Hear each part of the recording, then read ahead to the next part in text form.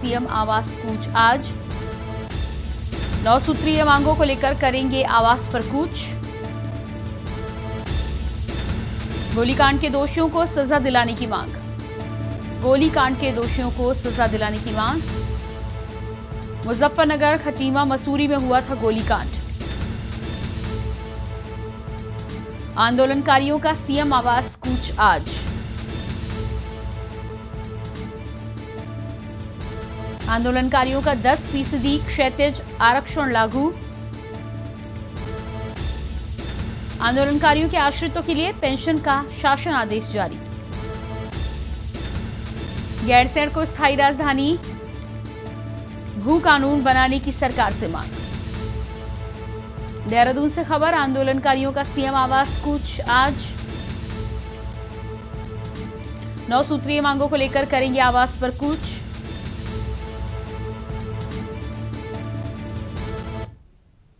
और इसके बाद अगली खबर मंगलौर से है। पुलिस ने स्मैक के साथ 2 युवकों को किया गिरफ्तार। पुलिस ने स्मैक के साथ 2 युवकों को किया गिरफ्तार। दोनों आरोपियों के पास 17.76 ग्राम स्मैक बरामद। पुलिस ने एनडीपीएस की धाराओं में किया मुकदमा दर्ज। स्मैक बेचने की फिराक में थे दोनों आरोपी। स्मैक बेचने की फिराक में थे दोनों आरोपी। मंगलौर से खबर, पुलिस ने स्मैक के साथ 2 युवकों को किया गिरफ्तार। दोनों आरोपियों के पास 17.76 ग्राम स्मैक बरामद। पुलिस ने किया एनडीपीएस की धाराओं में मुकदमा दर्ज।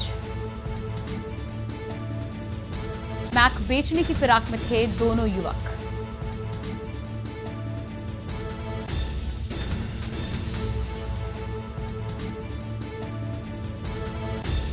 मंगलौर से खबर, दोनों ही आरोपियों के पास से 17 ग्राम से अधिक स्मैक बरामद की गई है। बताया जा रहा है कि दोनों ही आरोपी इसे बेचने की फिराक में थे, जिसमें पुलिस ने इन्हें रंगे हाथों पकड़ा है और गिरफ्तार कर एनडीपीएस के तहत मुकदमा दर्ज किया है।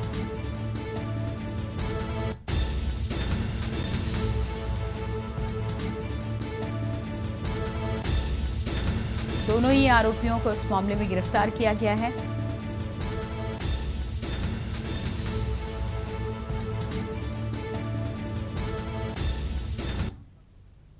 और बात करते हैं अगली खबर की। उत्तराखंड के मुख्यमंत्री पुष्कर सिंह धामी ने कहा है कि उनका प्रयास प्रदेश के हर क्षेत्र की समस्याओं का त्वरित समाधान करना है। उन्होंने जनप्रतिनिधियों से अपेक्षा की कि प्रदेश में जन सुविधाओं और क्षेत्रीय विकास से संबंधित योजनाओं को जल्द पूरा कराने में योगदान दिया जाए।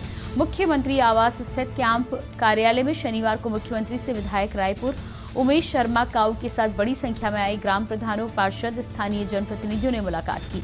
जोगीवाला सहस्त्रधारा रोड के चौड़ीकरण के लिए मुख्यमंत्री सहित केंद्र सरकार का आभार जताया। मुख्यमंत्री पुष्कर सिंह धामी ने कहा कि सरकार की सभी योजनाओं का लाभ आम जन को मिले, इसके लिए अधिकारियों को निर्देश दिए।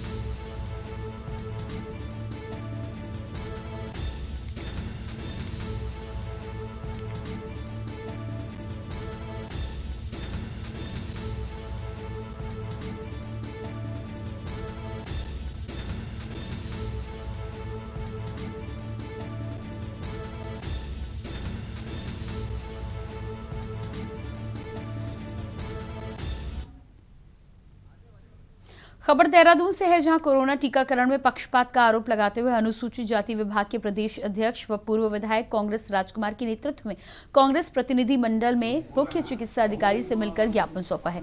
ज्ञापन में कहा गया है कि कोरोना महामारी के चलते देश की दशा बहुत ही दुखद स्थिति में है। टीकाकरण में कमी होने के कारण जनता को भारी परेशानियों का सामना करना पड़ रहा है। ऑनलाइन प्रोसेस में भी बहुतों को स्लॉट नहीं मिलता, जिस कारण टीकाकरण बहुत ही धीमी गति से हो रहा है। अधिकतर 18 से 44 वर्ष की आयु वाले लोगों को वैक्सीन नहीं लग पाई है। पूर्व विधायक राजकुमार ने कहा कि टीकाकरण में भी पक्षपात किया जा रहा है, जो कि निंदनीय है। भाजपा के पार्षदों को वैक्सीनेशन कैंप में लगाने की अनुमति प्रदान की जा रही है, परंतु अन्य पार्षदों को वैक्सीनेशन कैंप लगवाने की कोई सुविधा नहीं दी जा रही है। आज हमने सीएमओ से देहरादून से वार्ता की और बात करी कि वैक्सीन लगाने में पक्षपात क्यों किया जा रहा है।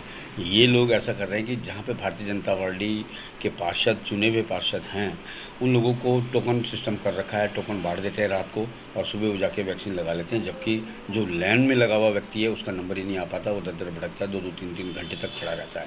तो इस बारे में हमने वार्ता करी है कि इस रवैये को पूरा ख़त्म किया जाए, वैक्सीन ज़्यादा मंगाई जाए और जिस हिसाब से वैक्सीन की कालाबाजारी हो रही है, प्राइवेटों को दी जा रही है, उसको बंद करा जाए। खबर गदरपुर से है, जहां निकटवर्ती गांव रतनपुरा में 3 अगस्त की देर रात मारपीट हुई। मारपीट में घटना में घायल युवक की 6 अगस्त की रात को मृत्यु हो गई। वहीं घायल युवक हल्द्वानी के अस्पताल में भर्ती कराया गया। युवक की मृत्यु से गुस्साए परिजनों ने महतोश पुलिस चौकी को घेरा। थानाध्यक्ष ने अन्य पुलिस चौकियों से भी पुलिस बल और गांव में पुलिसकर्मी तैनात किए हैं।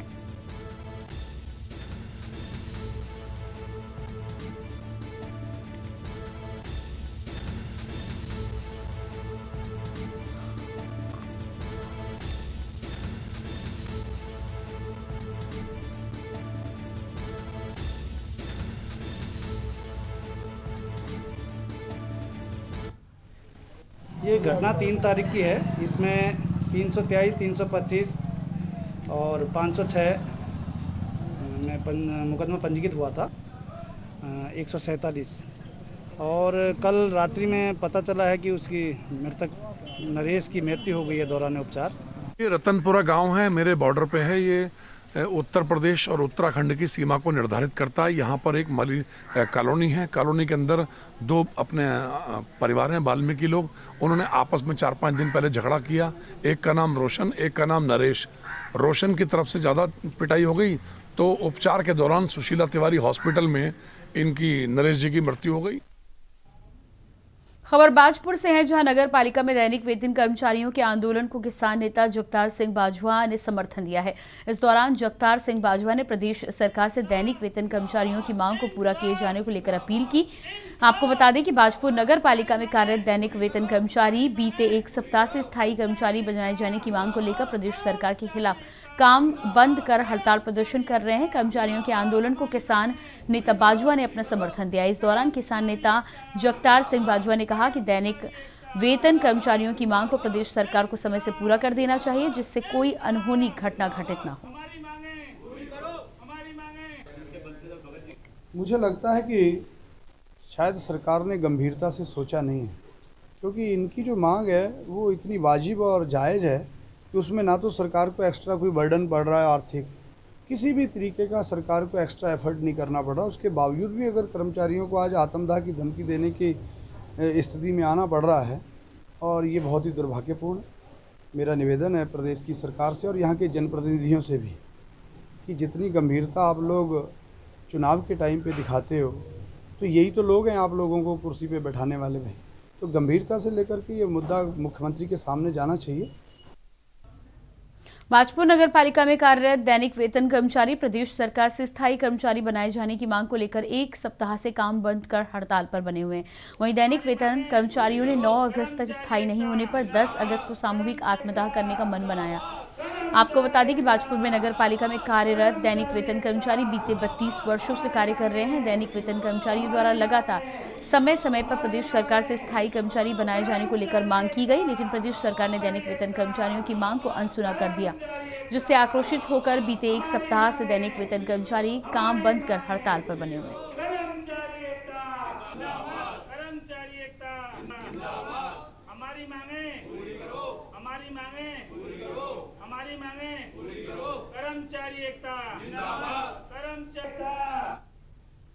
लक्सर खानपुर के शाहपुर के किसान ने अपने गांव के लेखपाल पर 20,000 रुपए सुविधा शुल्क लेने की शिकायत एसडीएम से की। आरोप है कि मौके पर उनकी जमीन कम हो रही थी, इसकी पैमाइश कर पूरी करने के नाम पर लेखपाल ने पैसे लिए और पैमाइश भी नहीं की। वहीं एसडीएम ने मामले को गंभीरता से लेते हुए जांच बिठाई है।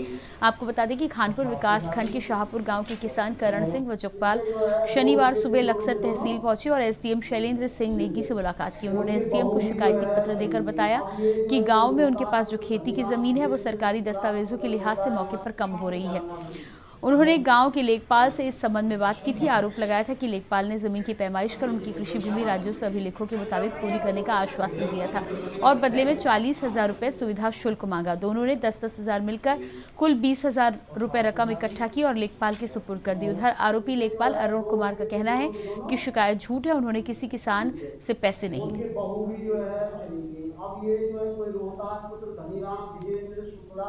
खानपुर विकासखंड के शाहपुर गांव के एक किसान ने अपने ही क्षेत्र के हल्का लेखपाल अरुण कुमार पर रिश्वत लेने का आरोप लगाया है, यानी कि जमीन की पैमाइश को लेकर सुविधा शुल्क के तौर पर 20,000 का आरोप जो है लगाया गया है। और साथ में लक्सर शैलेंद्र सिंह नेगी एसडीएम से भी शिकायत की गई है, जिसमें शैलेंद्र सिंह नेगी ने एक जांच गठित टीम जो है कर दी है और साथ में इसका जो जांच अधिकारी है वो लक्सर तहसीलदार रमोला को बनाया गया है। अब इस तरीके की जो जांच टीम संबंधित लेखपाल के खिलाफ कार्रवाई कर पाती है, ये आने वाला वक्त बताएगा। पहले भी जो लेखपाल है चेक वितरित मामले में सस्पेंड रह चुका है। कैमरा पर्सन के साथ रामगोपाल, इंडिया, लक्सर।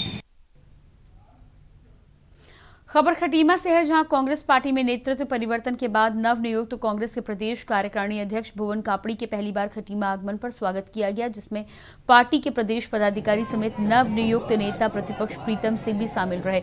अपने गृह क्षेत्र पहुंचे भुवन कापड़ी ने बताया कि आने वाले 2022 चुनाव में कांग्रेस को लाने की बात की। वहीं खटीमा स्वागत समारोह में शामिल हुए नेता प्रतिपक्ष में पार्टी से मुख्यमंत्री के तय चेहरे पर गोलमोल जवाब देते हुए नजर आए। आने वाले विधानसभा चुनाव में जीत दर्ज करने की बात कही।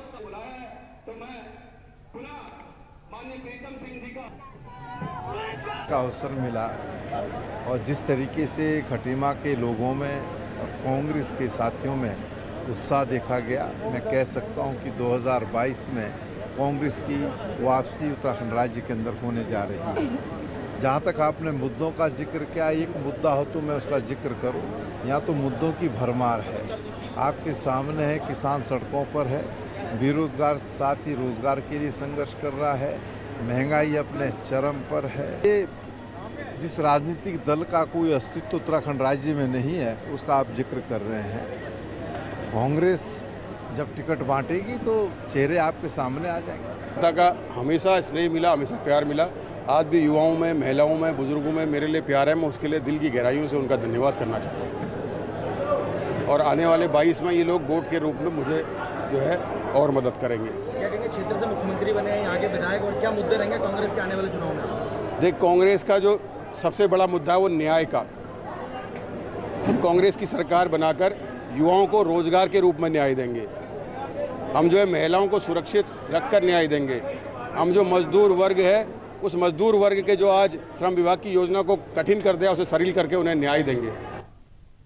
आम आदमी पार्टी के राष्ट्रीय संयोजक व दिल्ली के मुख्यमंत्री अरविंद केजरीवाल लगभग 1 माह के बाद फिर सियासी माहौल को गरमाने के लिए उत्तराखंड पहुंच रहे हैं।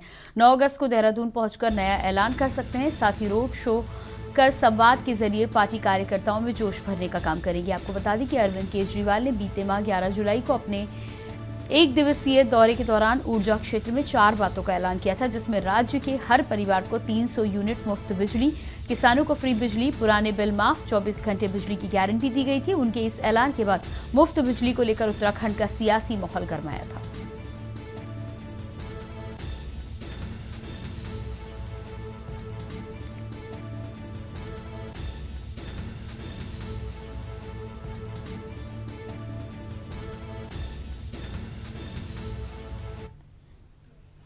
लक्सर खानपुर के बालावाली राजकीय प्राइमरी स्कूल में टीकाकरण स्टेशन साइट से एक लाभार्थी को बिना टीका लगे ही ऑनलाइन प्रमाण पत्र थमा दिया गया। लाभार्थी ने सेशन साइट पर पहुंचकर देखा तो सेशन साइट पर कोई भी स्वास्थ्य विभाग की टीम मौजूद नहीं थी। वहीं लाभार्थी मोहित ने डॉक्टर शंभू कुमार झा, सीएमओ हरिद्वार से शिकायत कर कार्रवाई की मांग की है। आपको बता दें कि हाल ही में कुंभ मेले के दौरान कोरोना जांच में भारी भरकम घोटाले का मामला सामने आया।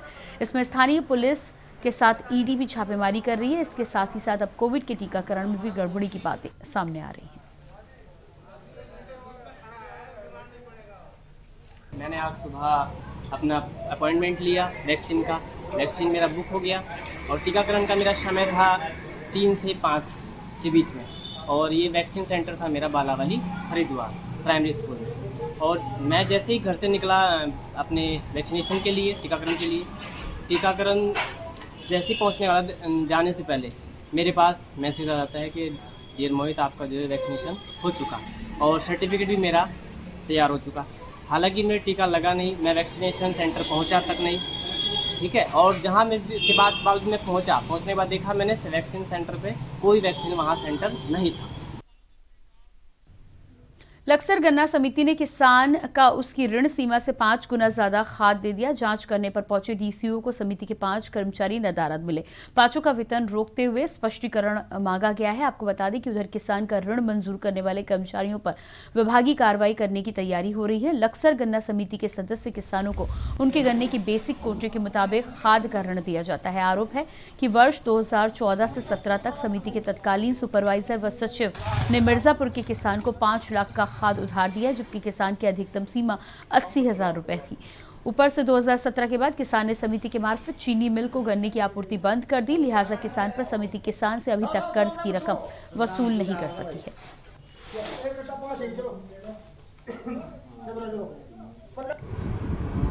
डीसी साहब ने औचक निरीक्षण किया था गन्ना विकास समिति का, जिसमें उन्होंने कर्मचारियों की उपस्थिति की जांच की थी, जिसमें कुछ कर्मचारी जो उपस्थित नहीं थे उनका स्पष्टीकरण उन्होंने तलब किया है। और एक जांच भी है जो हमारा पुराना कर्जा किसानों के पास है, उसकी भी जांच थी, जो कि उन्होंने उसमें कुछ रिकॉर्ड मांगे हैं हमसे, वो हम जल्दी उनको उपलब्ध करा दिए जाएंगे।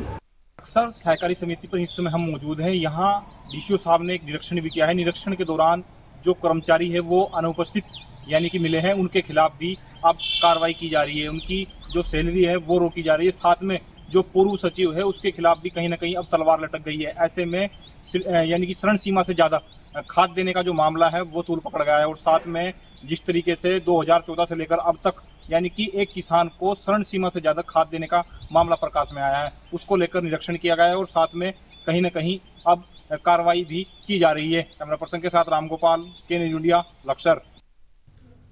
उत्तराखंड कांग्रेस की कार्यकारी प्रदेश अध्यक्ष बनने के बाद भुवन कापड़ी पहली बार सितारगंज पहुंचे, जहां पर कांग्रेस कार्यकर्ताओं ने उनका जोरदार स्वागत किया। नेता प्रतिपक्ष प्रीतम सिंह पंवार ने कहा कि 2022 के चुनाव में जनता भाजपा को सबक सिखाएगी। उन्होंने कहा कि भाजपा सरकार के द्वारा 4 साल में 3 मुख्यमंत्री बदले गए, लेकिन उत्तराखंड में सरकार ने कोई काम नहीं किया।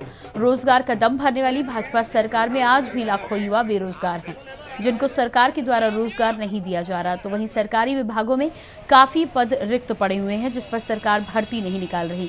उन्होंने आरोप लगाया कि बीजेपी सरकार के द्वारा महंगाई के अलावा कुछ काम नहीं किया गया।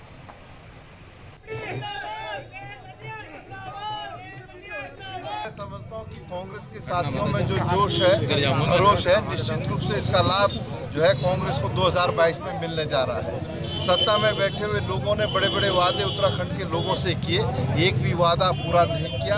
आज किसान संघर्ष कर रहा है, नौजवान संघर्ष कर रहा है, महंगाई से आम जन जो है त्रस्त है। उत्तराखंड में मानसून की बारिश आफत बनकर बरस रही है। खासकर पहाड़ों में भारी मात्रा में हो रहे भूस्खलन से जनजीवन प्रभावित है। मौसम विभाग के मुताबिक अगले 2 दिनों तक देहरादून, नैनीताल समेत 4 जिलों में तेज बौछारों के साथ बारिश हो सकती है। इससे पहले शनिवार को चमोली जिले के गोपेश्वर में भूस्खलन के कारण 4 मंजिला होटल जमींदोज हो गया, जबकि बागेश्वर में अतिवृष्टि के दौरान 3 मकान ढहने से प्रभावित परिवारों ने पड़ोसियों की यहां पर शरण ली है।